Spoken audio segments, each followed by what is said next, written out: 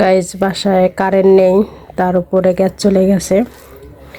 প্রচণ্ড গরম, এমনিতেই গরমে অতিষ্ঠ হয়ে গেছি, তার উপর রান্না করার সময় গ্যাস চলে গিয়েছে।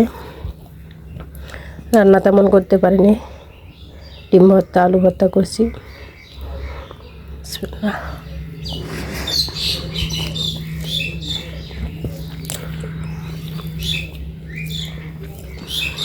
আর আপনারা জানেন আমি এমনিতেও ভর্তা আমার অনেক ফেভারিট। ভর্তা খেতে আমি অনেকটাই পছন্দ করি। তো অল্পের জন্য আসলে রান্নাটা না হলে তো খেতেই পারতাম না, আজকে বাইরে গিয়ে খেতে হতো। তারপর মরিচ পেঁয়াজটা ঠিকভাবে ভাজতেই পারিনি, কিছু করার নেই, ওভাবেই ভর্তা বানিয়ে ফেলছি।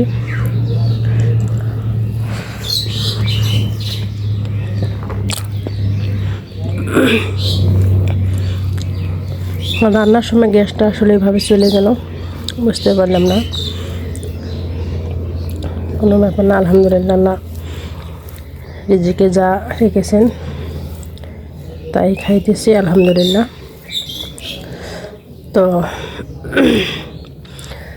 গাইস, ঠিক আছে, ধন্যবাদ সবাইকে। ভালো থাকবেন, সুস্থ থাকবেন।